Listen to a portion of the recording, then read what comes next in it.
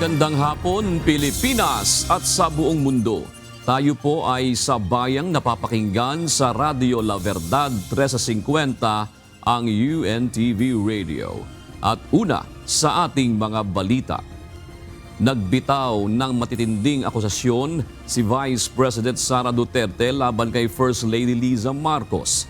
May kaugnayan ang mga paratang sa umano'y isang drug overdose incident sa Estados Unidos. Agad naman itong pinabulaanan ng Malacanang at tinawag na walang basehan at pawang fake news. Ito ang balita ni Jed Neresina. Nung nagkaroon ng malaking krimen sa Estados Unidos na merong namatay dahil sa drug overdose, at kung makikita ninyo doon sa police report ay nandoon ang pangalan ni First Lady Liza Marcos. Ibinunyag ni Vice President Sara Duterte ang di umano'y pagkakadawit ni First Lady Liza Araneta Marcos sa isang kaso ng drug overdose sa Amerika. Ayon sa pangalawang Pangulo, makikita umano ang pangalan ng unang ginang sa police report na may kaugnayan sa nasabing insidente. Dagdag pa ni VP Sara, ginamit ang pag-aresto kay dating Pangulong Rodrigo Duterte para ilihis ang atensyon ng publiko mula sa issue na kinasasangkutan ng unang ginang. Nung nagkaroon ng drug overdose at merong namatay sa Amerika at nandoon sa loob ng kwarto si First Lady Liza Marcos at nandoon sa police report, cocaine yung sinasabing nagkalat doon sa kwarto na yon, ay bigla na lang nilang hinila, kinidnap, kinuha, dinukot si Pangulong Duterte. Mariin namang itinanggi ng Malacanang ang pahayag ng Vice Presidente. Buwelta ni Palace Press Officer Undersecretary Claire Castro, malinaw na nasa bansa na ang First Lady bago pa man inaresto si dating Pangulong Rodrigo Duterte. Tandaan po natin, dumating si First Lady sa Pilipinas March 10, 2025. March 11 po, nang naaresto or dinala ang dating Pangulong Duterte sa ICC. Papaano po ito maiko-correlate kay First Lady? Samantalang March 11, nandito na siya sa Pilipinas, kasama ang sinabi po natin mga representatives ng Girl Scouts of the Philippines.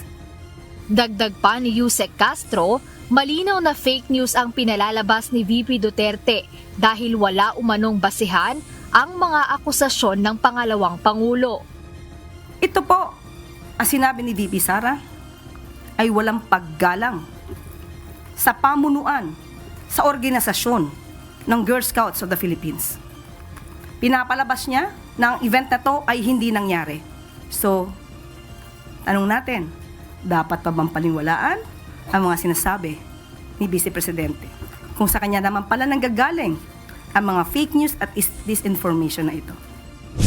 Nauna nang nanindigan si Vice President Duterte na ang mga nangyayari ay paraan umano ng administrasyon upang atakihin at siraan ang kanilang kalaban sa politika gaya na lamang ng kanilang pamilya. Jed Neresina, UNTV News and Rescue. Diyos ang aming sandigan, serbisyo publiko ang aming pinahahalagahan.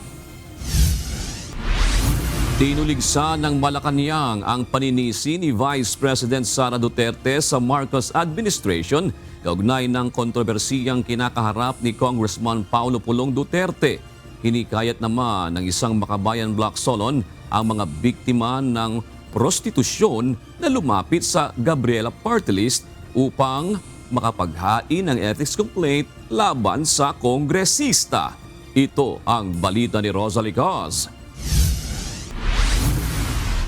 Papaano ipapahid ng Vice Presidente ang ginawang ito ng kanyang kapatid sa Pangulo at sa administrasyon?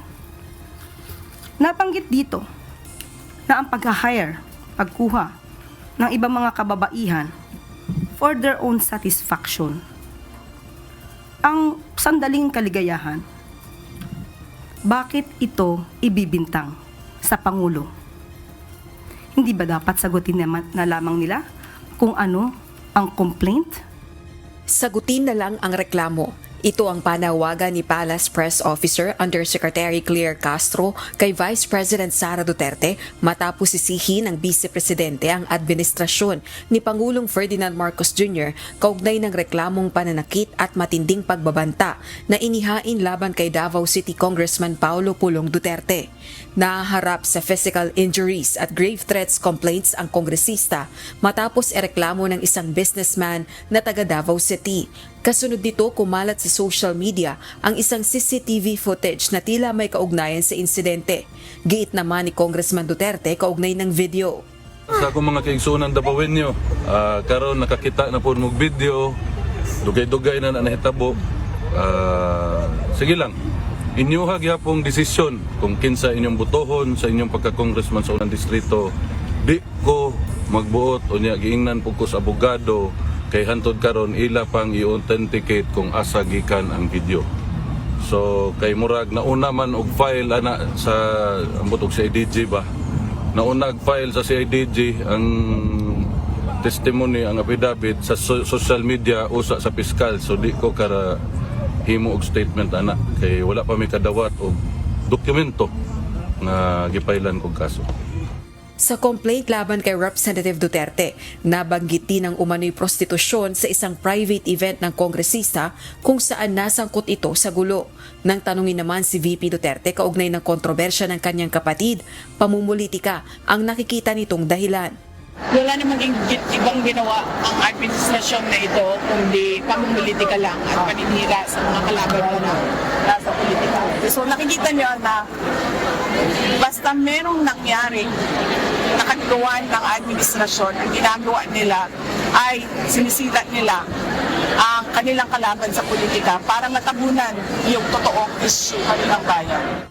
Subalit ayon sa Malacanang, dapat harapin ang reklamo at papanagutin ang sinumang nagkasala sa batas.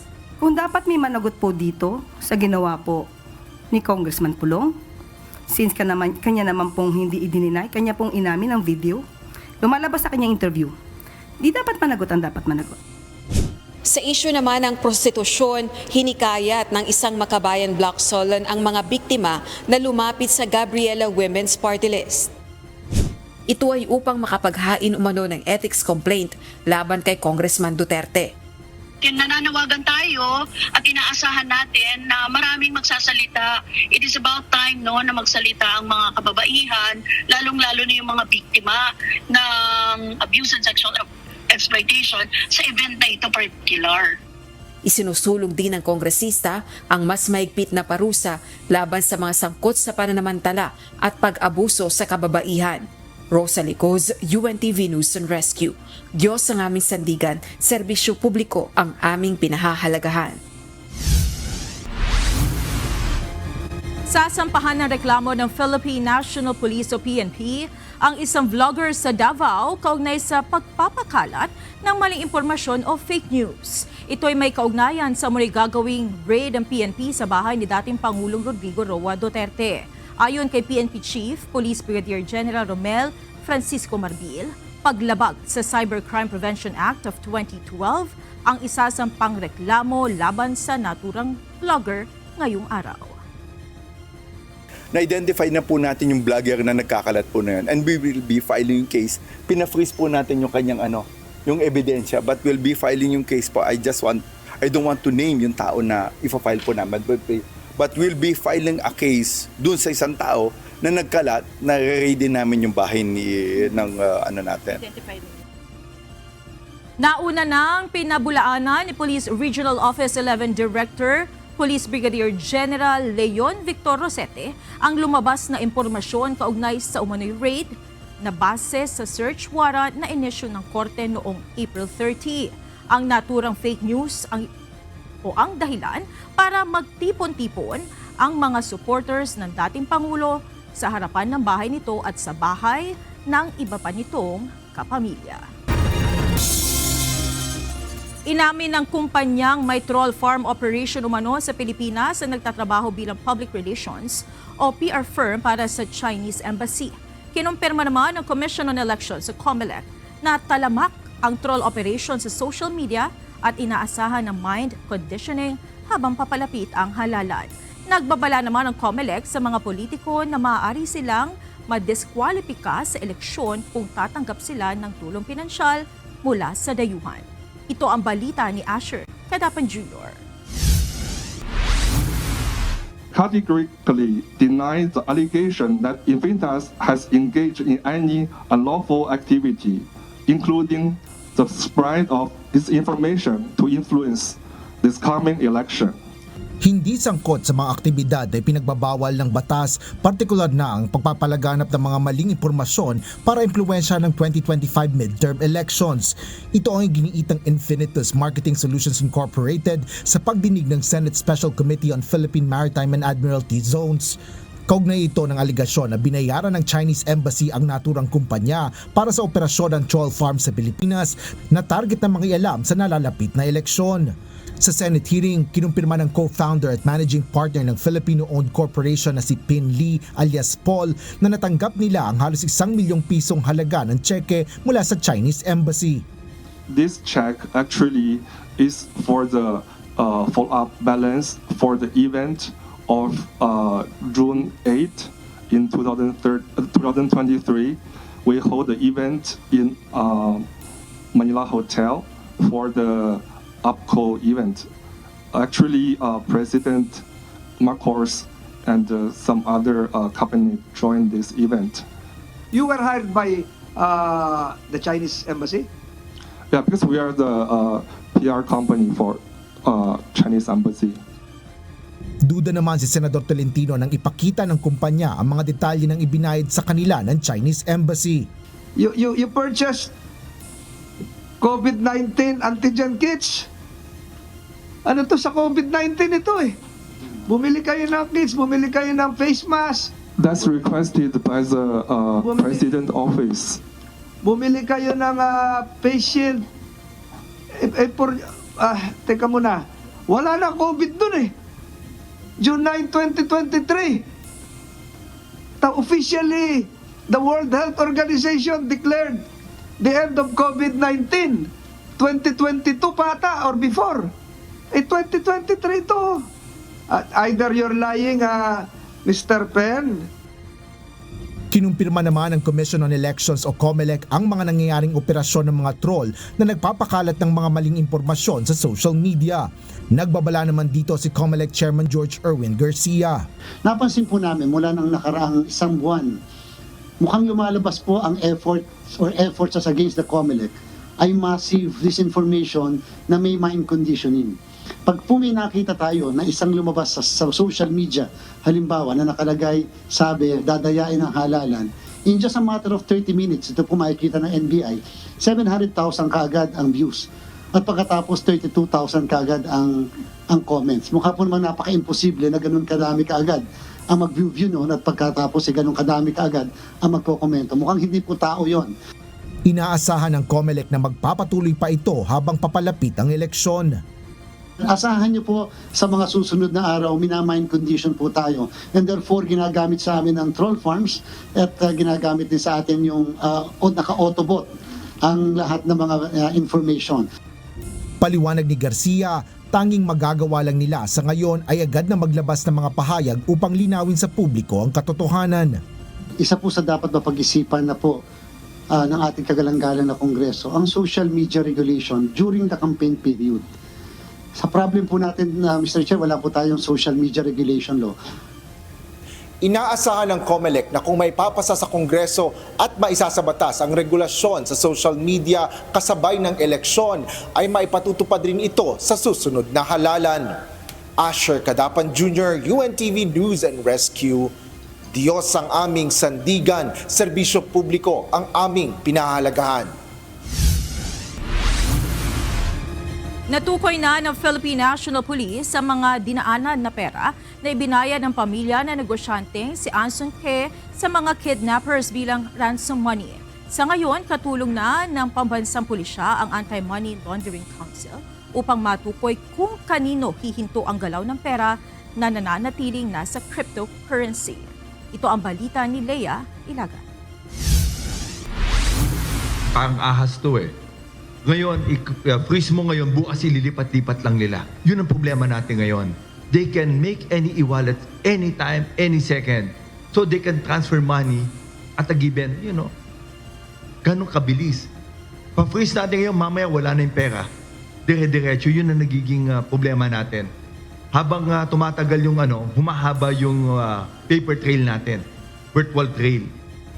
Dalawang junket operator ang natukoy ng Philippine National Police na dinaanan ng ibinayad na ransom money ng pamilya Ke, kaugnay sa pagkakakidnap sa negosyanteng si Anson Ke noong March 29. Ayon kay PNP spokesperson Police Brigadier General Jean Fajardo, mula sa pamilya Ke, idiniposito ito sa dalawang account saka ikinalat sa 10 pang iba't ibang account number gamit ang e-wallet bago ipinasok sa crypto wallet. Sa naturang mga account, ilan dito ang natukoy na ng Anti-Cybercrime Group kung saan 2 ang naisabina na at 1 ang naipa-freeze na sa ibang bansa na nagkakahalaga ng $79,800. Locally, sa virtual asset service provider, meron po tayong 2 company na napadala. Hindi na po namin i-mention yung pangalan. Pero nakapag-provide na rin po sila ng details for the KYC or the Know Your Customer information na ibigay na rin po sa amin. At doon po sa labas ng bansa ay nakapagpadala na rin po tayo ng isang preservation order. At yung isa po ay nakapag-reply na sa atin. Merong certain amount that was already frozen by that company. Ang Anti-Money Laundering Council, sinabing isa din sa nakitang pinagtaguan ng pera ay ang account ng isang Chinese national na nahuli ng National Bureau of Investigation noong Pebrero dahil sa espionage. Kaya ho namin nahagip itong report na to, confidential report, is because yung e-wallet po niya was also used doon po sa KFR po. Kasama siya doon, kaya nung binacktrack po natin, nakita po natin na may report na rin po pala earlier na may transaction siya kay Nin Kinhi. Kasi ito pong e-wallet po na ito ng player po in the junket, ang primary purpose po niyan is only for gaming po dapat.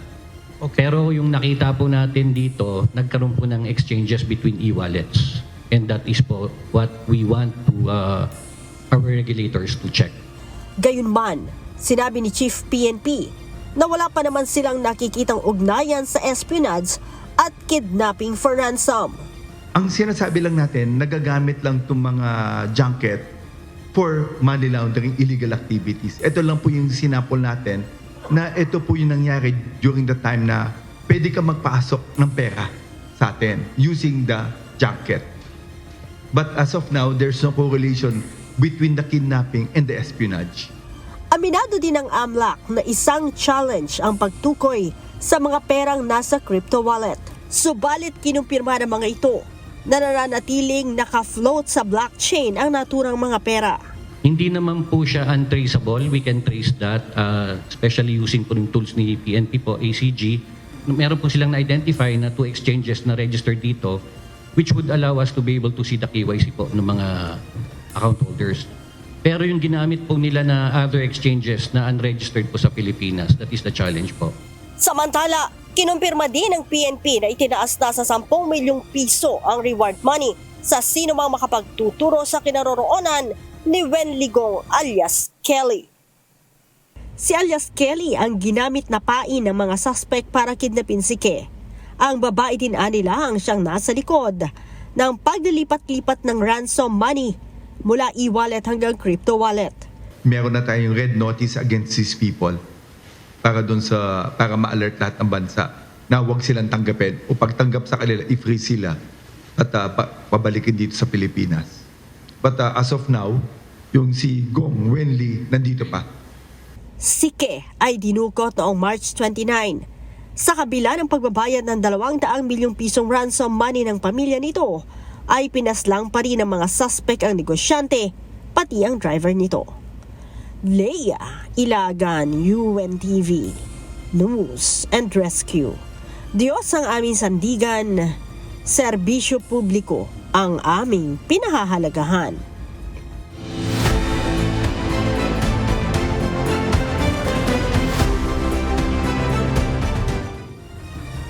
Pinabulaanan ng Commission on Elections sa COMELEC ang lumabas na impormasyon na sa Mayo 10 na araw ng Sabado ang halalan. Ayon sa komisyon, fake news o mali ang impormasyong ito. Samantala, hiniling naman ng COMELEC kay Pangulong Ferdinand Marcos Jr. na ideklarang holiday o walang pasok ang May 12 o araw ng eleksyon. Ito ang balita ni Dante Amento. Fake news na naman. Sinabi, pinagpapaliban daw ang halalan mula May 12, gagawin ng May 10 dahil sa sobrang init ng araw. Lumabas sa social media ang peking impormasyon na sa halip na May 12 ang halalan, gagawin na umano ito sa May 10 araw ng Sabado dahil sa matinding init na naiulat ng Pag-asa sa susunod na Lunes. Ngunit ayon kay Commission on Elections o COMELEC Chairperson George Erwin Garcia, hindi dapat maniniwala rito sapagkat hindi ililipat ang araw ng halalan. Inaalam ng COMELEC kung sino ang may pakanan nito sa tulong ng Cybercrime Investigation and Coordinating Center o CICC. Paliwanag ni Chairman Garcia, batas mismo ang nagtatakda kung kailan isasagawa ang national and local elections. Walang makakapigil sa kasalukuyan sa halalan sa Mayo 12 sapagkat yan mismo ay nakalagay sa ating saligang batas. Tuloy na tuloy po ang halalan sa lahat ng presinto sa buong Pilipinas sa Mayo 12 natin. Nilinaw din ng komisyon na hindi kailangan ang national ID para makaboto sa halalan. Hindi hahanapan ng COMELEC ng isang valid ID ang botante. Maaari lang anyang hingan ng pagkakakilanlan ang botante kapag hindi makikita ang kanyang pangalan sa Election Day Computerized Voters List o EDCVL o kaya may nag-challenge o kumu-question sa pagkakakilanlan ng isang individual. Paniwala ng komisyon ang motibo ng mga maling impormasyon na ito ay sirain ang eleksyon at para kaunti lang ang makaboto. Ang efforts nung mga nagbi-misinform or disinform ay pababain ang bilang ng mga botante na boboto. Siguro, aalamin natin, sino ba mabibinipisyohan kapag kaboboto ng konti lang ang mga botante natin o bababa ang bilang ng botante.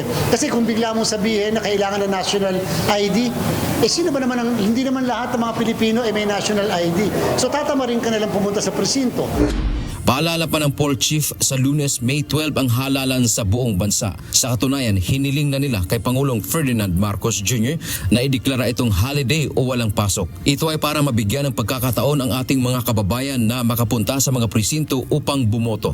Ang mga nakaraang araw ng halalan sa bansa ay idineklarang holiday ng Malacanang. Sana ay ideklarang holiday ang Mayo 12 para naman po mabigyan ng pagkakataon ng sambayan ng Pilipino ang mga botante natin makaboto kahit na iisipin nila na hindi na makapasok sa araw na yon, total naman, declared holiday po siya.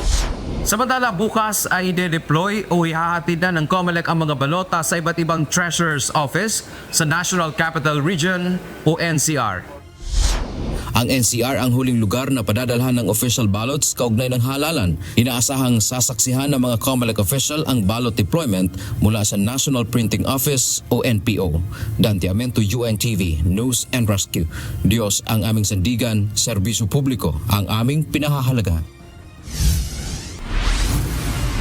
Nabigyan na ng certification ng Technical Evaluation Committee na binubuo ng Department of Science and Technology o DOST, Department of Information and Communications Technology o DICT at iba pa ang 2025 Automated Election System o AES. Kabilang na dito ang sistema ng transmission, canvassing at overseas internet voting. Ito ay batay sa rekomendasyon ng isang international certifying body na maayos at ligtas na gamitin ang buong sistema ng darating na halalan sa Mayo. Ayon sa COMELEC, mas maaga na naibigay ngayon ang international certification kaysa sa mga nakaraang national and local elections noong 2019 at 2022. There is no more doubt that the systems na gagamitin po natin, transmission, fast track yung ating makina at yung ginagamit natin ngayon sa internet voting ay gagana ng maayos sa araw ng eleksyon. And this likewise. Formal nang sinampahan ng kaso kanina ang 47-year-old na SUV driver na umararo sa mga pasahero sa NAIA Terminal 1 kahapon na kinasawi ng 2 individual. Kanina, sumailalim na ang driver sa inquest proceedings sa Pasay Prosecutor's Office. Kasong reckless imprudence resulting in 2 counts of homicide at multiple physical injuries and damage to property ang kahaharapin ng driver. Hihigpitan na Department of Transportation o DOTR ang inspeksyon sa mga bus at pampasaherong sasakyan kasunod ng tumataas na bilang ng aksidente na sangkot ang mga public utility vehicles. Ipinagutos na rin ng DOTR sa LTO at LTFRB na repasuhin at higpitan pa ang driver education training system para sa lahat ng kukuha ng lisensya. Ito ang balita ni Mia Alonzo live.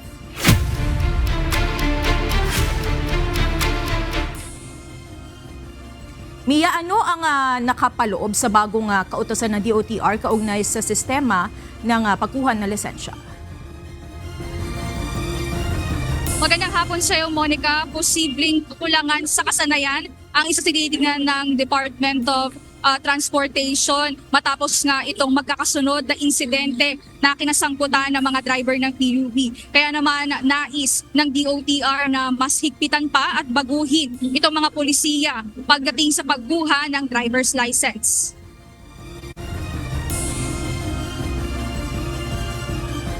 Ayon kay DOTR Secretary Vince Dizon, ilang pagbabago ang planong gawin sa driver's education system sa bansa alinsunod sa direktiba ni Pangulong Ferdinand Marcos Jr.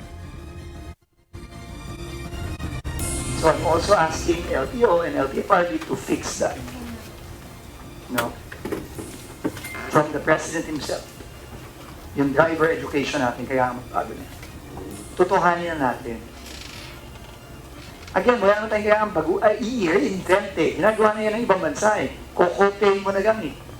Pero kailangan, tutuhanin. Wala na yung patulasan. Wala na. Buhay ito eh.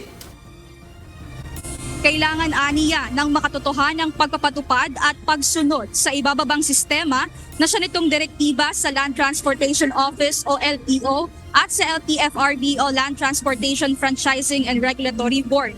Kamakailan lang ay nasa 12 na ang nasawi dahil sa magkakasunod na trahedya sa kalsada at sangkot ang mga driver. Pinakahuli ay ang fatal crash na nangyari kahapon sa NAIA Terminal 1 kung saan 2 ang nasawi kabilang ang isang bata. Sa STEX naman ay 10 ang nasawi at isang sanggol ang kumpirmadong naulila. Ayon kay Secretary Dizon, tututukan nila ang roadworthiness safety and inspection at ang mismong mga driver. Ang bus, ang truck, ano ba ang practical exam niyan? At kasabante lang yan eh. Hindi naman totoo yan eh. Hindi naman tayo kamukha ng ibang bansa. Like the US, nakikang talaga practical driving test. Talagang meron kang dadaan ng course o talagang i-check kung truck o bus ang dala mo, marunong kang lumiko ng tama. Wala naman ganyan eh. So again, I'm asking LTO, I'm directing LTO per the instructions of the President himself. Hindi na pwede yan. Ayon pa sa opisyal, kung ang investigasyon ng Philippine National Police ay magresulta ng driver error, lalabas na hindi talaga sapat ang kasanayan ng mga nagmamaneho sa pampasaherong sasakyan. Yung mga driving exam, alam naman natin yan eh. Di ba, bibigyan ka ng kodigo dyan eh. Babayad ka ng 1,000, 1,500. Bigyan ka ng kodigo, isa ka. Yung mga seminar, tingin ko gano'n yung pinapanood dyan eh. Kaya magbago na yan. Hindi na pwede yan. Samantala, hihigpitan na rin ng ahensya ang roadworthiness inspection sa mga bus at iba pang public utility vehicles. Maging ang evaluation sa mismong mga driver upang hindi na maisapanganib ang buhay ng mga pasahero. Sa lalagdaang department order ni DOTR Secretary Dizon, dapat na sumailalim sa mandatory drug testing ang PUV drivers tuwing ika-70 araw. Kasunod dito ng resulta ng pagsusuri kung saan nasa halos 100 na nag-positive sa ipinagbabawal na gamot.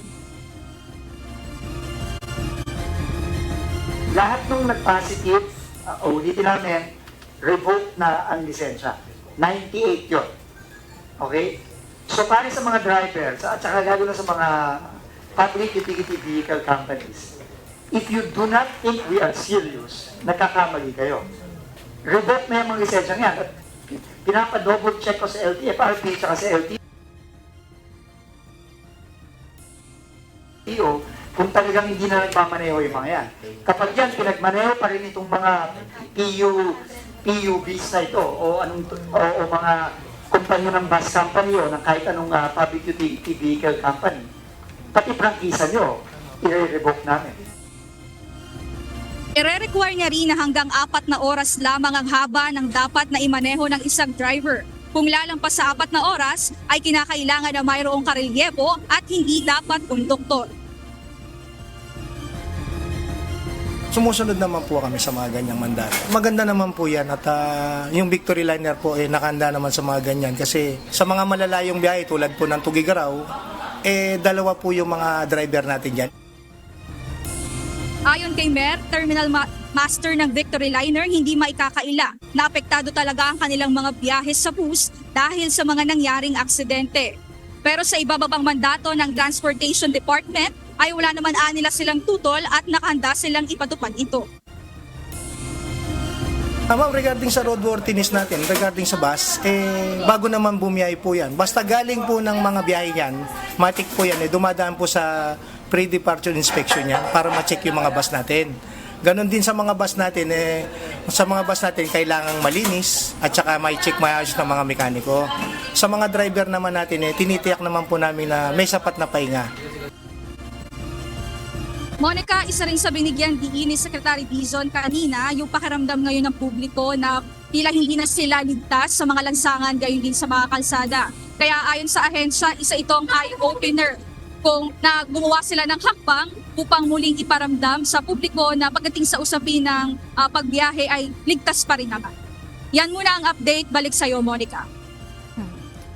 Mia, hindi naman nabago yung fixer system o yung pagbibigay ng lagay na sistema. At kung tutusin, marami naman tayong mga talagang policies pagdating sa pagmamaneho ng mga public utility vehicles. Ang problema ay yung implementasyon.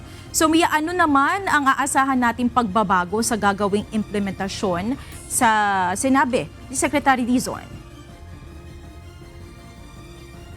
Patungkol ito sa driver's license, Monica, ito yung binigyan din kanina ni Secretary Dizon na sa panahon kasi ngayon, ayon sa kanya ay madali nang nakakakuha ng mga lisensya ang tao. Gaya nga nung nabanggit niya kanina na kapag nagbabayad lamang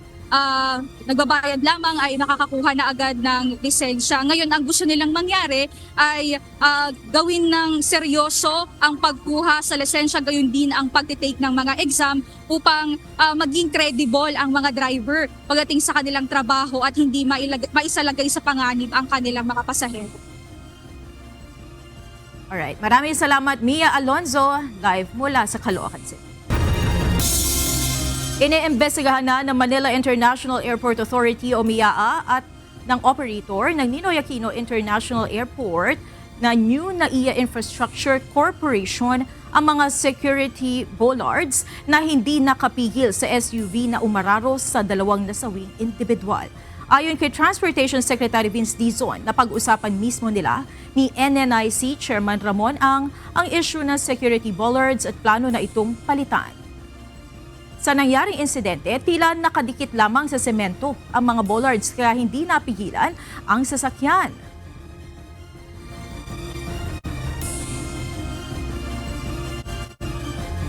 Hindi siya ganun katibay, obviously, nakalusot eh. Ang purpose nga ng bollard is really, kailangan doon na huminto yung dapat yun huminto na doon mismo. So, iniimbestigahan na to ngayon ng both ng MIAA at ng San Miguel Corporation. Ikinalungkot naman ni Pangulong Ferdinand Marcos Jr. ang mga nangyaring aksidente. Ayon kay Palace Press Officer Undersecretary Claire Castro, nagutos ang Pangulo kay Transportation Secretary Vince Dizon na umaksyon sa mga insidente na ito.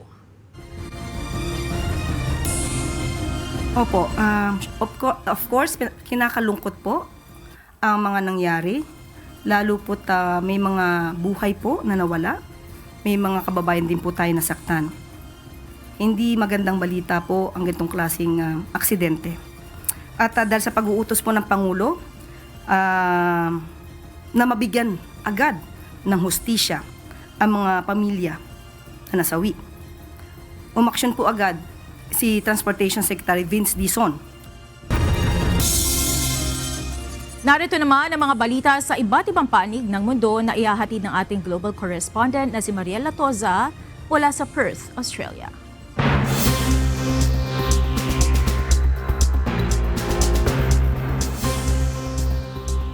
Ipinahayag ni Ukrainian President Volodymyr Zelensky na maaaring magkaroon ng tigil putukan sa pagitan ng Ukraine at Russia anumang oras. Sa isang press conference sa Prague, sinabi niyang 54 na araw nang hindi pinapansin ng Russia ang mungkahing 30-day ceasefire ng US, kaya dapat anyang patawan ng mas mabigat na parusa ang Kremlin. Bukod sa dagdag na sanksyon sa Russia, nanawagan ito sa tuloy-tuloy na suporta para sa Ukraine at mas matibay na defense cooperation sa buong Europa. Sa pakikipagpulong kay US President Donald Trump sa Vatican, sang-ayon ang dalawang lider sa 30 araw na tigil putukan bilang unang hakbang sa pagwawakas ng 3 taong digmaan. Papatawan na ng 100% taripa ang mga pelikula mula sa labas ng Estados Unidos upang maisalba umano ang naghihingalong film industry sa Amerika. Giit ni US President Donald Trump, ginagamit umano ng ibang bansa ang mga insentibo bilang propaganda laban sa US at banta sa pambansang seguridad. Inanunsyo rin nito ang pagtatalaga kina Jon Voight, Mel Gibson at Sylvester Stallone bilang mga espesyal na ambasador upang muling pasiglahin ang Hollywood. Dahil sa mga taripa ni Trump, bumaba ang kita ng American films at nabawasan pa ang bilang ng mga pinapalabas na US films sa China. Ipinag-utos ni US President Donald Trump ang muling pagbubuo at pagbubukas ng kilalang bilangguan na Alcatraz sa Bay Area ng San Francisco. Dito balak ikulong ni Trump ang mga anyay malulupit na kriminal sa Amerika. Ito ang balita ni Pong Mercado. It's a symbol of law and order. And, it's got quite a history, frankly. So I think we're going to do that, and we're looking at it right now. Ipinag-utos ni US President Donald Trump at ng Bureau of Prisons kasama ng Department of Justice, Federal Bureau of Investigations at Homeland Security ang muling pagbubukas ng Alcatraz Prison. Ayon kay Trump, ang muling pagbubukas ng Alcatraz ay magiging simbolo ng hustisya at disiplina sa bansa. Alcatraz ay isang dating naval defense fort na ginamit bilang federal prison noong 1930s hanggang maisara ito noong 1963 dahil sa sobrang gastos ng operasyon. Kasalukuyang tourist destination ng Alcatraz, pero balak baguhin ito ng administrasyon ni President Trump at gawing pasilidad para sa tinatawag niyang pinakamasasamang kriminal ng Amerika. Ang anunsyo ay kasunod ng naging hakbang ng administrasyon ni President Trump na magpadala ng mga umano'y gang members sa isang bilangguan sa El Salvador. Pong Mercado, UNTV News and Rescue, Winnipeg. Diyos ang aming sandigan, serbisyo publiko ang aming pinahahalagahan.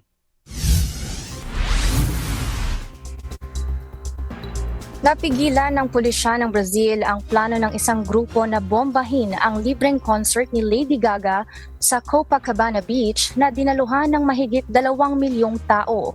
Ayon sa pulisya, layunin ng grupo na makakuha ng kasikatan sa social media sa pamamagitan ng pagre-recruit ng kabataan para sa mararahas na pag-atake gamit ang improvised explosives at Molotov cocktails habang nagkakalat din ng hate speech laban sa LGBTQ+ community at humihikayat ng self-harm.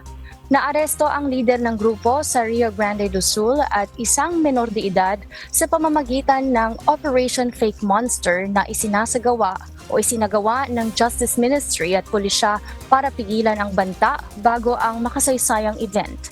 Sinabi naman ng kampo ni Lady Gaga na hindi sila inabisuhan ukol sa banta at nalaman lamang ito kinabukasan matapos ang matagumpay na konsyerto. 10 na ang kumpirmadong patay matapos matagpuan ang huling nawawalang pasahero ng mga bangkang panturistang tumaob sa Hinshi, Gwangju. Ayon sa mga opisyal, bigla ang pagbugso ng hangin Bandang alas 4:40 ng hapon noong linggo ang dahilan ng pagtaob ng mga bangka sa Liugang River kung saan 84 na tao ang nahulog sa tubig. Sa bilang na ito, 70 ang ginamot o ginagamot sa ospital, 4 ang hindi nasaktan at 10 ang nasawi. Nag-utos si Chinese President Xi Jinping ng mas pinaigting na rescue efforts at pinaalalahanan ang mga ahensya na palakasin pa ang mga hakbang sa kaligtasan ngayong peak tourist season. Umakyat na sa 52 ang kaso ng tigdas sa South Korea ngayong taon, ang pinakamataas mula noong 2019 ayon sa Korea Disease Control and Prevention Agency o KDCA. Ayon sa ulat, 34 sa mga kasong ito ay mula sa mga biyaherong galing sa ibang bansa, karamihan mula sa Vietnam, habang 18 ay maaaring domestically transmitted mula sa mga tahanan o sa mga medical facility na pinanggalingan umano ng mga foreign traveler. 2014 nang ideklara ng World Health Organization ang South Korea bilang measles-free country, subalit muling tumaas ang bilang ng kaso kasabay ng pagdami ng overseas travelers, gayon din ang pagtanda ng populasyon. Sa kabila nito, tiniyak ng KDCA na mababa pa rin ang panganib ng mabilis na pagkalat dahil sa matatag na vaccination rate at maayos na monitoring system. Sa ikalawang termino, muling manunungkulan bilang Prime Minister ng Australia ang Labour Party na si Anthony Albanese matapos ang major win nito kasama ang kanyang partido sa nangyaring federal election sa Australia. Tinalo niya ang Liberal National Coalition ni Peter Dutton na maagang nag-concede at kinilala ang pagkapanalo ng kabilang partido. Nangako si Albanese na tututukan ang mga issue gaya ng krisis sa pabahay, abot kayang healthcare, pagbabago ng klima at pagkilala sa mga Indigenous Australians. Bagamat naging underdog sa simula, nakuha niya ang tiwala ng publiko at binigyang diin ang pangakong patuloy na magtataguyod ng pagkakapantay-pantay at kaunlaran para sa lahat. Nagpaabot naman ng pagbati sa Prime Minister ang mga lider ng iba't ibang bansa gaya ni US President Donald Trump, Ukrainian President Volodymyr Zelensky at Indonesian President Prabowo Subianto. At yan ang mga balita mula sa iba't ibang panig ng mundo. Mula rito sa Australia, ako si Maria Latoza. Magandang gabi.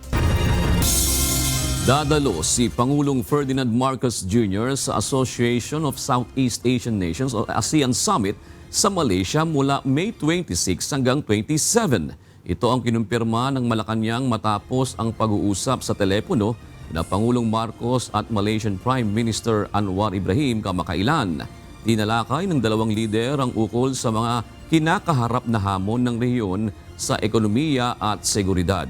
Mahalaga ang ASEAN meeting na ito sa Pilipinas dahil ipapasa ng Malaysia ang chairmanship nito sa Pilipinas para sa 2026 hosting nito ng summit. Ang summit po ay gaganapin sa May 26 to 27. Asahan niyo po, dadating po, aatin po ang ating Pangulo sa nasabing ASEAN Summit.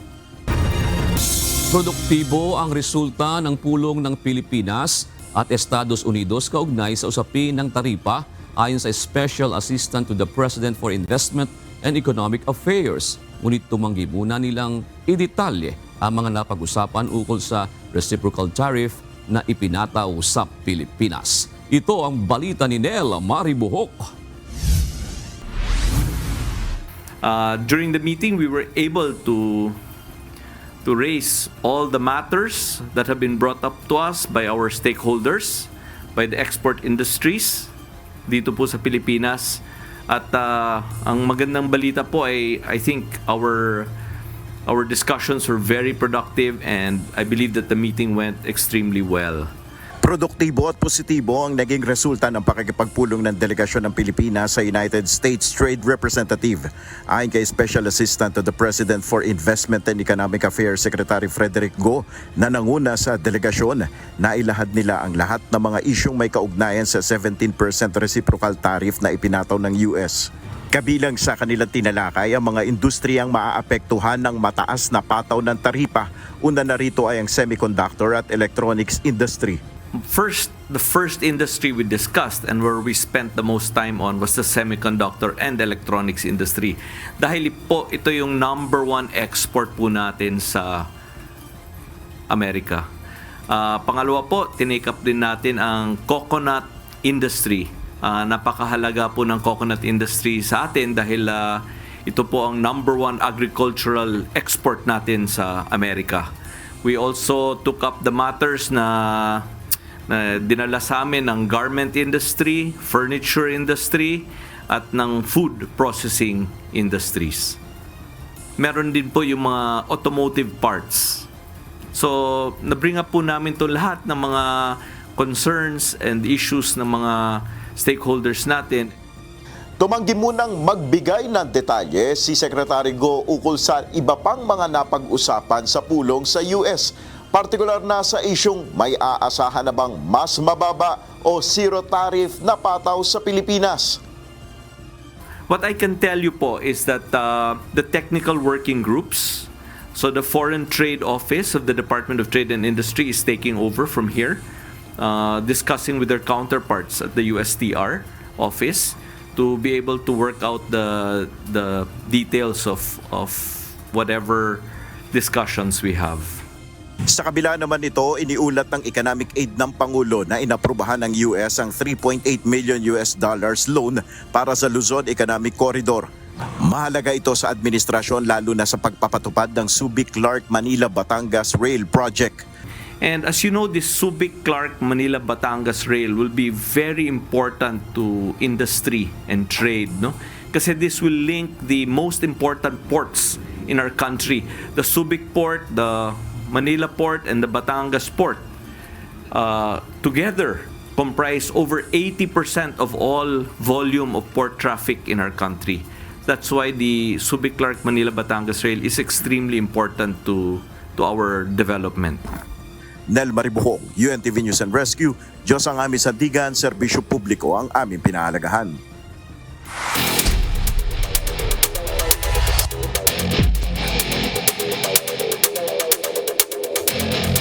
Balik aksyon sa volleyball court ang mga koponan sa ikatlong season ng UNTV Volleyball League. Wagi ang PNP Lady Patrollers, AFP Lady Gunner at BFP Lady Firefighters sa kanilang games kahapon sa Paco Arena. Ito ang balita ni Jed Neresina.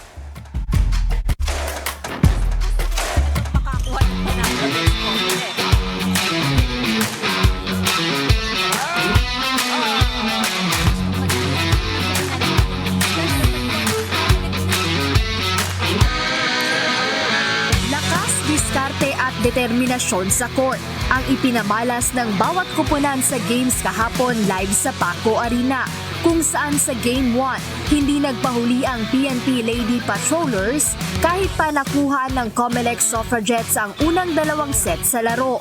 Matinding comeback ang ipinamalas ng Lady Patrollers at tinapos nila ang laban sa score na 3-2. Ayon sa head coach ng PNP na si Police Senior Master Sergeant Rod Pinalba, pinaghandaan talaga ng kanilang team ang game kontra sa Comelec. Yun naman talaga ang namin matalo sila. Babawian namin talaga sila kasi natalo nga kami sa first round Kaya pinaghandaan namin sila yung mga yung mga positioning pinagplanuhan namin. Winakasan ng Lady Patrollers ang laban sa 5 set sa score na 21-25, 20-25, 25-23, 25-21 at 15-7.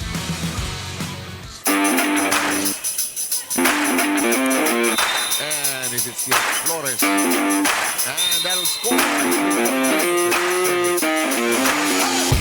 Sa second match kahapon, dikdikan muli ang laban ngunit nanaig ang composure ng back-to-back champions na AFP Lady Gunner kontra sa rookie team na NCMH Wellness Warriors. Paliwanag ng trainer ng AFP na si Staff Sergeant Wendy Ann Semana, medyo naging kampante ang team sa game na hindi na dapat pang maulit sa susunod na matches ngayong season. Medyo mabigat nga kasi nga hindi namin ina-expect na yun yung ilalaro ng team namin ngayon. So siguro, wake up call sa amin yon na hindi kami mag-relax, na kailangan pa naming magpursige sa mga susunod namin na talagang mabigat na kalaban. Ganun pa man, nakuha ng Lady Gunner ang panalo sa score na 26-24, 10-25, 28-26, 13-25 at 13-15. De La Cruz in his serve. That's inside. Pagdating ng third game, mabilis na tinapos ng BFP Lady Firefighters ang laban sa NHA Home Masters. Dinomina ng Lady Firefighters ang laro sa score na 14-25, 22-25 at 22-25. Sa laro po namin ngayon, as in malaking adjustment po para po sa amin kasi madami po kaming mga teammates ko po ay mga may na-injury gano'n. Tapos may teammate din po ako na mag-training po siya sa basic kaya mahirap din po. Pero ginagawa pa rin po namin yung best po namin.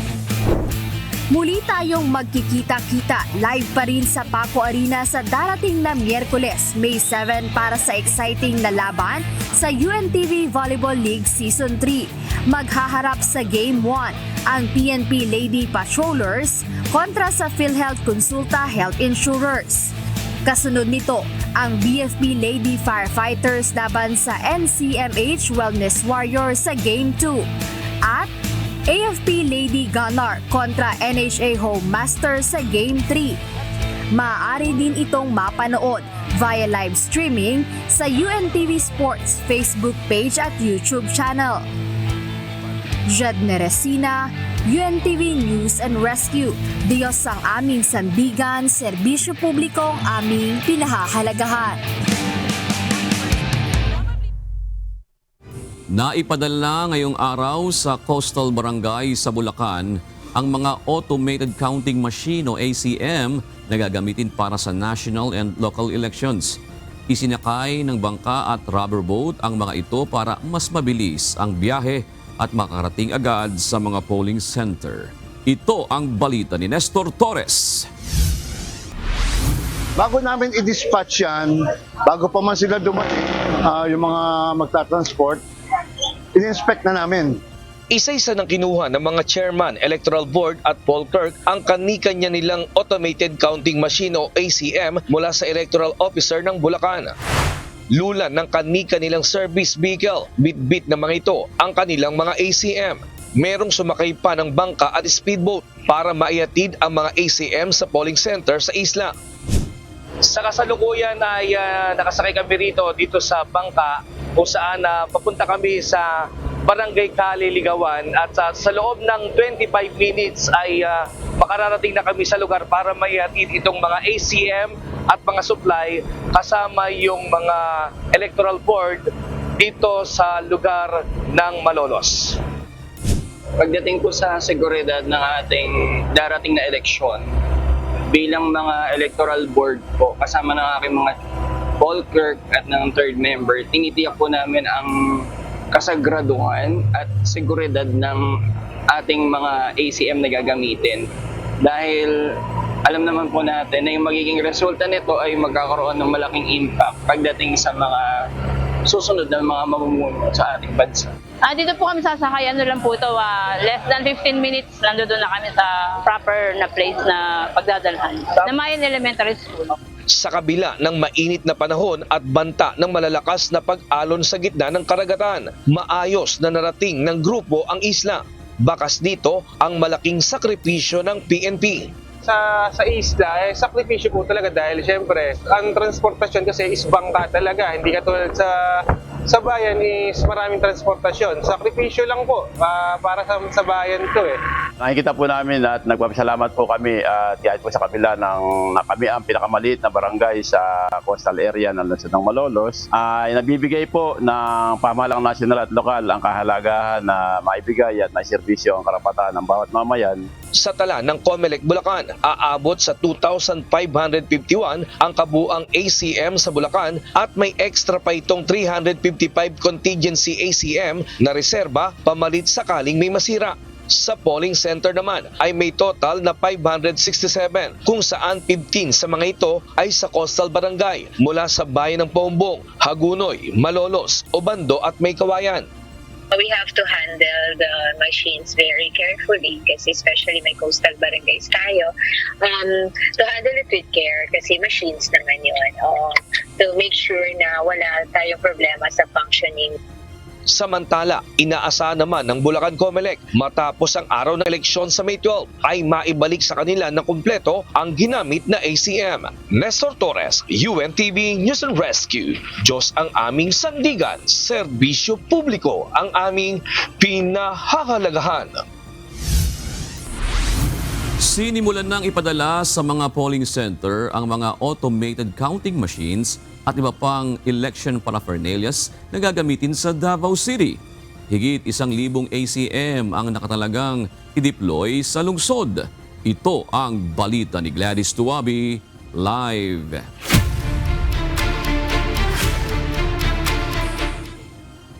Magandang gabi Gladys. Ano bang mga lugar ang uunahin ng Comelec na mapadalhan ng mga automated counting machines na yan? June, as early as 4 a.m., sinimulan na ang deployment ng automated counting machines sa 3 distrito ng Davao City dahil target nga na maipadala na ito sa mga eskwelahan ngayong araw mismo bago ang gagawing final testing and sealing. Mula sa higit 1,000 automated machines na gagamitin sa Davao City ngayong halalan, unti-unti na itong dinadala sa mga assigned polling centers sa lungsod. Ang bawat machine na ide-deploy ay base sa bilang ng mga registered voters sa bawat distrito. 418 machines sa District 1, 385 sa District 2 at 370 machines naman sa District 3 at hindi pa kasama rito ang contingency machines. Bago pa man dumating ang mga election paraphernalia sa mga gagamiting paaralan, may nakaantabay ng mga pulis para magbantay sa mga polling center. Once nga naanay mga election paraphernalias, especially sir nga naanay mga VCMs sa mga polling centers, nanagyud diha ang mga PNP personnel sir nga magbantay. Tagduha sir no ato minimum ang magbantay sa mga polling centers nga naanay mga VCM sir. 24 hours hangtod nga mag-election na gyud sir. June, hinihingi naman ng DCPO ang kooperasyon ng mga Davaoenyo para mapanatiling maayos ang gagawing pagboto. Hinihikayat ang mga Davaoenyo na gamitin ang kanilang karapatang bumoto at huwag hayaang mabili ang kanilang prinsipyo sa maliit na halaga. Piliin ang kandidatong inuuna ang kapakanan ng nakararami kaysa pansariling interes. Bukas naman June, alas 8 ng umaga ay isasagawa ang final testing and sealing sa 3rd District ng Davao City upang tingnan ang kapasidad ng mga machine at agad babigyan ng corresponding action sakaling magkaroon man ng aberya. Yan muna ang ating update mula rito sa Davao City. Balik sa iyo, June. Maraming salamat Gladys Tuabi. Hindi na natuloy ang isasagawa ng maritime strike sa nagpapatuloy na balikatan exercise. Lumubog agad ang target vessel bago pa man ito atakihin. Samantala, itutuloy pa rin naman ng magkakaalyadong pwersa ng Pilipinas at Estados Unidos ang simulated at ilang live fire exercise. Ito ang balita ni Benedict Samson. Balikatan 4D-2025 for this afternoon is cancelled. The Balikatan 25 maritime strike target vessel sank off the west coast of the Philippines prior to the event commencing today. Bandang alas 7:20 ng umaga kanina nang lumubog ang decommissioned vessel na BRP Miguel Malvar. Ito sana ang tatargeting barko sa isasagawang maritime strike para sa nagpapatuloy na balikatan exercise ng Pilipinas at United States. Ayon kay Philippine Navy spokesperson, Captain John Percy Alcos, nasa tinatayang 30 nautical miles na ito ng west of San Antonio, Zambales nang lumubog dahil sa kondisyon ng dagat. However, due to rough sea conditions that we are currently experiencing in the exercise box and with its long service life as is expected, she took on a significant amount of water and eventually sank. She did not sink that fast. Nilinaw naman ng Philippine Navy na bago ito dalhin patungo sa target site ay nalinis na ito at wala nang lamang makapagdudulot ng panganib sa karagatan. She underwent environmental cleaning. She was rid of oil, of any contaminants such as oil and other substances that would be harmful to the environment. Ayon pa sa tagapagsalita ng Philippine Navy, na bagamat lumubog na ang target vessel, magpapatuloy pa rin ang simulated at ilang live fire exercise sa San Antonio, Zambales. The training will integrate ground, maritime, and air-based sensors and shooters in a combined joint fires network as the Philippines and U.S. Joint Task Forces exercise command and control while exercising combined warfighting capabilities. Elements of the scheduled maritime live fire event will occur and the combined force will still achieve its training objectives. Matatandaan na ginawa sa Amerika ang naturang barko bandang kalagitnaan noong taong 1940s at nagsilbing rescue patrol vessel ng US Navy. 1970 naman na maging commissioned vessel ito para sa Philippine Navy at nagamit rin sa Vietnam ng ilang taon. Ayon pa kay Captain Alcos na naging huling commanding officer bago ito na-dekomisyon, masusi ang ginawang pagpili bago ito gawing target vessel sa balikatan exercise ngayong taon. BRP Miguel Malvar XPS-19 underwent strenuous evaluation, and she met all the criteria for her to be selected as a designated target. As is common, the vessel was selected because it exceeded its service life and was no longer suitable for normal naval operations. Benedict Samson, UNTV News and Rescue. Diyos ang aming sandigan, serbisyo publiko ang aming pinahahalagahan.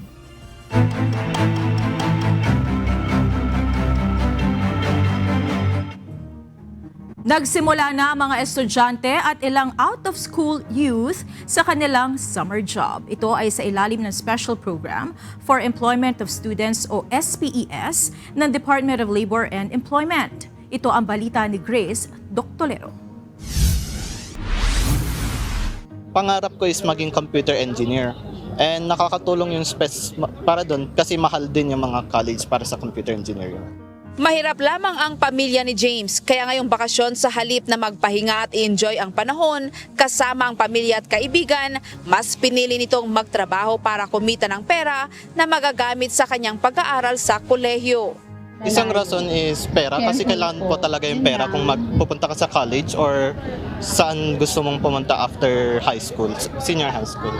And yung second na reason is para may work experience po kasi majority ng mga trabaho nowadays is kailangan talaga ng work experience para sumali. Bukod sa kikitain, malaking bagay din para kay Sofia na isang high school graduate ang oportunidad na makapagtrabaho sa pamahalaan. Mahalaga po ito, especially po first time ko po, and for me para din po knowledge din po kung tungkol po sa sa City Hall po kung ano pong ginagawa nila. And then dagdag na din po experience sa akin para po this upcoming grade 12 po para po may may experience na po ako. Kabilang sina Sofia at James sa 300 mga kabataan na may edad 15 anyos pataas na nagsimula ng magtrabaho sa iba't ibang departamento sa pamahalaang panglungsod ng Baguio City. Ito ay sa ilalim ng Special Program for Employment of Students o SPES. Papasok sila katulad ng karaniwang mga empleyado tuwing office hours. Ito po yung program ng government to help the poor but deserving students. Opo. Itong kinikater namin, the city, yung mga estudyante po. Pero under the law, open po ito sa mga OSY or out-of-school youth. Opo. This is open for 15 to 30 years old. Tapos low-income family earning, of course, mga individuals or families. Makakatanggap ang mga ito ng sweldo pagkatapos ng kanilang trabaho na ang 60% ay magmumula sa LGU at 40% naman ay mula sa Department of Labor and Employment o DOLE. Sa ilalim ng programa, ang mga kabataan ay itatalaga upang magtrabaho sa iba't ibang opisina ng pamahalang panglungsod tulad ng Management Information System Division ng City Mayor's Office o CMO, City Treasurer's Office, Business Permits and Licensing Division ng CMO at iba pa. Ang SPES ay isang programa sa pagtutulungan ng City Public Employment Service Office o PESO at Department of Labor and Employment o DOLE. Layunin ng ESPES na turuan ang mga kabataan sa mga gawain sa opisina ng pamahalang lungsod ng City of Pines. Ang kanilang natutunan sa pagtatapos ng kanilang kurso ay malaking tulong para makapasok sila sa mga ahensya ng pamahalaan. Maaari ring maging asset ang mga batang produkto ng ESPES para sa mga tanggapan at institusyon na kanilang mapapasukan. Bago sumabak sa trabaho ay sumailalim munang ito sa orientation na pinangasiwaan ng Public Employment Service Office o PESO. Ayon sa pamunuan ng Public Employment Service Office, 20 araw silang magtatrabaho sa tanggapan ng lungsod. Grace Doctolero, UNTV News and Rescue. Diyos ang aming sandigan, serbisyo publiko ang aming pinahahalagahan. Nasa 2 kilometro na ang nailatag na underground cable ng isang proyekto sa Cebu City. Nagsagawa naman ng Philippine National Police ng simulation exercises para paghandaan ang mga posibleng untoward incidents sa araw ng midterm elections sa Bohol. At sa Cagayan Valley, nanawagan ng health authority sa publiko na kumonsulta kung mayroong mental health issues kasunod ng pagtaas ng suicide incidents sa rehiyon. Ito ang balita ni JP Nunez. Sa Cebu City, umabot na sa 2 kilometro ang ginagawang underground cable project ng lungsod sa South Road Properties. Nasa triple ang nadagdag sa haba ng proyekto mula sa 500 meters na naiulat na natapos noong nakaraang linggo. Ang naturang proyekto ay inilunsad noong buwan ng Marso alinsunod sa City Ordinance 2750 na naguutos na dapat ibaon sa lupa ang mga kable ng kuryente, utility cables at television and communication cables sa nasasakupan ng lungsod. Tugon ito sa issue ng mga spaghetti wires na umano'y masakit sa mata ayon sa lokal na otoridad. Sa Bohol, nagsagawa ng exercise ang Bohol Police Provincial Office bilang paghahanda sa midterm elections sa May 12. Tampok sa nasabing exercise ang senaryo ng shooting incident sa Capitol Building kung saan isinasagawa ang election canvassing. Gayon din ang pagtugon sa mga rallyista at crowd dispersal, hot pursuit ng tumatakas na suspect, hostage negotiation at pagresponde sa bomb threat. At sa Cagayan, inikayat ng Cagayan Valley Center for Health Development ang publiko na agad kumonsulta kung mayroong mga mental health concerns na maaaring humantong sa mas malalang problema. Kasama dito ang pagbabago ng ikinikilos, pag-iwas sa mga tao, matinding kalungkutan o pagkabalisa at pagkawala ng interes sa mga dating kinagigiliwan. Marami sa mga may mental health concerns ay may kaugnayan sa stress, pamilya, financial issue, problema sa pag-ibig at bullying. JP Nunez, UNTV, News and Rescue. Diyos ang aming sandigan, serbisyo publiko ang aming pinahahalagahan.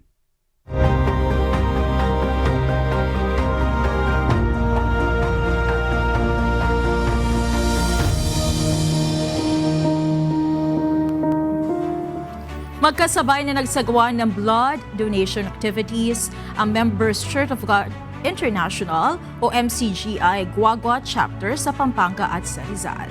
Ito ang balita ni Jenica Cruz.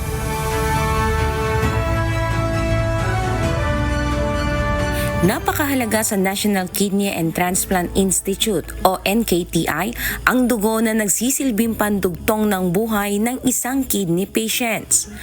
Ayon sa NKTI, nasa average of 50 to 100 bags ng dugo bawat araw ang kinakailangan. Kabilang narito ang mga sumasailalim sa dialysis, operation at iba pang mga medical na procedure. Kaya ayon kay Angel Grace Baleta, isa sa mga tumatayong blood donor recruitment ng NKTI, isa sa kanilang trabaho ang maghanap ng mga magdodonate sa kanilang unit. Thank you po sa lahat ng donors from MCGI, especially po na marami po kayong natutulungan patients from NKTI or sa National Kidney and Transplant Institute. Marami po kasi sa aming mga kidney patients na nagdadialysis at the same time yung mga cancer patients namin na nangangailangan ng dugo na natutulungan po kayo. Hindi naman sinayang ni Ota Sineres ang pagkakataon na muli siyang makapag-donate ng dugo. Makalipas ang 2 taon na hindi siya nakapag-donate dahil sa kanyang high blood. Tuwan-tuwa ako dahil sa tagal ng panahon na yun na hindi tayo nakukunan, nakapasa tayo. At ito nga, nagpapasalamat tayo sa Diyos at nagkaroon tayo ng pagkakataon na makuha ng dugo. Pantulong din sa ating kapwa na nangangailangan. Yan. Nitong linggo, May 4, nagsagawa ng second quarter blood donation activity ang MCGI Guagua Pampanga Chapter sa Barangay Santa Cruz, Lubao, Pampanga, katuwang ang Jose B. Lingad Memorial Hospital. Yung main reason kung bakit ako na-encourage na mag-donate ng blood, even though hindi po ako kasama sa religious affiliation, is the fact na pwede po akong makahelp sa ibang tao. Nagpapasalamat po ako sa Diyos sa pagkakataon po na makagawa po ng kabutihan sa kapwa. Ang nag-encourage po sa akin, yung mga natutunan ko pong aral sa MCGI, nagagawa po tayo ng kabutihan na may kalakip po na pananampalataya at pag-ibig po. Lubos ang pagpapasalamat ng Jose B. Lingad Memorial General Hospital sa patuloy na partnership ng MCGI para makapagdugtong ng buhay sa mga kapwa-taong nangangailangan. Actually po, nakakataba po talaga ng puso yung mga gawain ng institusyon. Actually po, nakaka-proud kasi ang MCGI po is one of our biggest partners sa mga blood donation. So, every time po talaga na may mga blood donation at ako po yung na-assign doon, na a-amaze po ako sa pagtulong po sa puso ng mga members po ninyo. Aabot sa 75 bag ng dugo ang naidonate ng MCGI Guagua Pampanga Chapter sa Jose B. Lingad Memorial General Hospital na tiyak na makapagdurugtong na buhay ng nangangailangang individual. Jenica Cruz, UNTV News and Rescue. Diyos ang aming sandigan, serbisyo publiko ang aming pinahahalagahan.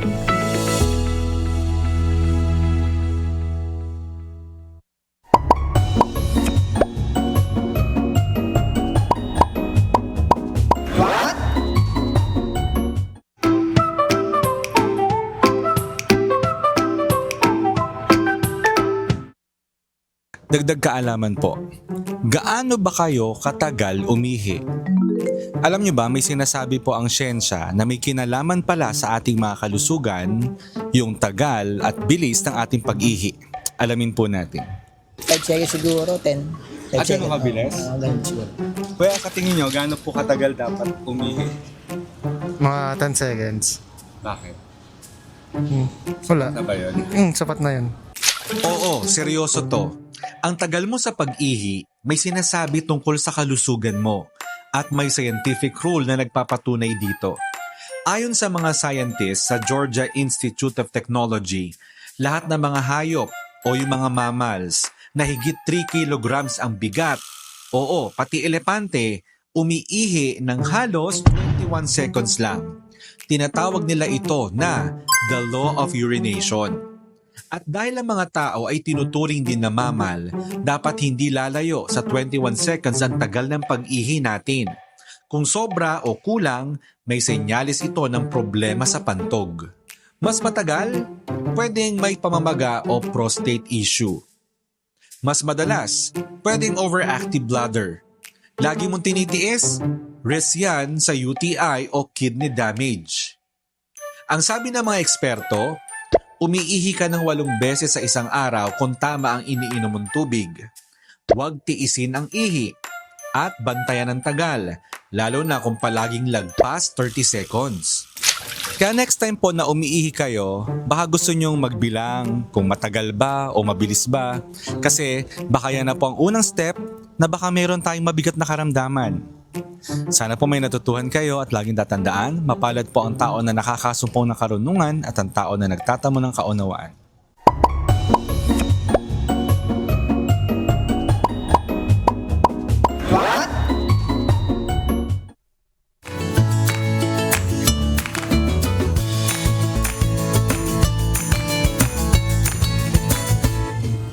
Dadalagin na ako ng timer doon sa gano'ng katagal akong umihi. Mahalaga rin pala yun, ano? Pero isa-shoutout muna natin ng isang ito, yung ating partner, si Monica Duralio, sa kanyang How young na ba you? Uy, may paki. Yan. Happy birthday, Thank you Monica. so Yan. much. Wala, Pasok ka na, nahiya ka pa. Thank you. Mamahulog ko pa yan eh. Thank you so much. Kaya pala kanina sa meron siyang sa amin Nakakuha ka ba? Oo. Pampagising. Yan. Ano bang natin? Ano bang wish mo? Thank you so much. Nahiya naman yung nag-abot. Huwag ka nang mahiya. But thank you ha. Thank you so much ha. Of course, ito ang Balita Family, UNTV Family. Halos 4 decades na tayo. Hindi ko na sasabihin yung eksakto. Diba? Sabihin ko na lang halos 4 decades na tayo. So, Di ba tayo? Ay, salamat. Sa picture. Pero mas bumata kaya ta ngayon eh. Ay, gusto ko yan. Pero ang dami kasing things to be thankful for. But I guess for now, I just want to be thankful for another year, no, na binigay sa atin ng Diyos to be alive and to do what I love most. And syempre makasama kayo at tuloy itong ating ginagawa. And honestly, ayoko nang gumawa ng mga wishes. Kasi as I grow older, June, na-realize ko na parang God knows what my heart desires. And in the right time, He will give it to me. So ayoko na gumawa ng wish. Kakatiwala. Oo. His will be done na lang talaga. Kaya maraming salamat po sa pakik and sa lahat po ng bumati at sa pag-alala. Maraming salamat. Natin mga kausap, bumabati ngayon yan sa chatboard natin, di ba? Talaga. Maraming salamat sa inyo. At sana ay palagi niyo po kami susuportahan dito sa Ibang Balita. Yan. Hindi nga nag-wish na siya dahil nga hindi nakikinig yung cameraman natin na to eh. Kaya nga hindi na kay replay mo mamaya sa YouTube. Nandun yung sige, sinabi natin. At habang ay, sandali, pulo ko daw. O nga, pati ko ba blino? Blow mo na lang. Para for a better year, a good year ahead. Yeah. Thank you. Siyempre, pagka good na good si Monica, good na good tayo lahat, di ba? Yan. Thank you. Ito naman po ang ating mga kausin na kasamang bumati kay Monica sa araw ng Lunes na ito. Ay, di pa pala bati, may komentary pa pala. May komentary. Sige, pasadahan natin ito, hinggil sa driver's license ba yan? Sabi ni Christopher Pelino, tama ang DOTR, baguhin ang sistema sa driver's training. Pati mga LTO staff, mabigyan ng warning or memo. Yan. Bigyan ng sample, June. Kasi ang tagal-tagal na ng mga, ang dami na natin naririnig na sasabihin, ganito, ganyan, pero wala masyadong nararamdaman na kamay na bakal. Kailangan pakitaan po ng minsan ng talagang kamay na bakal. Human rights mo tayo. Hindi naman. Ibig ko sabihin sa kamay na bakal, yung kapag stricto. Kapag talagang nalaman na totoo, walang second chance, tanggal ka dapat. Sabi naman ni, Putole, IBC Garden, Philippines, tama ba? Mag-impose kayo ng batas na katatakutan ng mga driver. Implementation po talaga. Salamat po. Shout out kina Yamaguchi Shirley, Carlo Bohol at Jan Rads Flores. Gayon din kina Louie Badayos, Mary Grace Espinos, Gilbert Vengano. At bigyan mo lang ako ng pagkakataon, June, na batiin mga new acquaintances ko po ito na nanonood ngayon. Maraming salamat po sa panonood. Mr. Sandy Santiago, Mr. Dan Leo, and ito kaka-birthday lang din kay Stacy Bell Santiago, belated happy birthday. At narito naman po ang salita ng Diyos na ating sandigan. Mula sa aklat ng Kawikaan 11:1 na nagsasabi, ang marayang timbangan ay kasuklam-suklam sa Panginoon, ngunit ang ganap na timbangan ay kanyang kaluguran.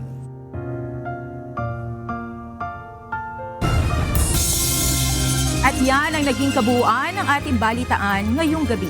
Aming inilahad ng buong katapatan kung paano namin nasaksihan. Kayo po'y makapagtitiwala ng aming nakita at narinig, ang aming ibinabalita. At dito po sa UNTV, Diyos ang aming sandigan, serbisyo publiko ang aming pinahahalagahan. Magandang gabi po.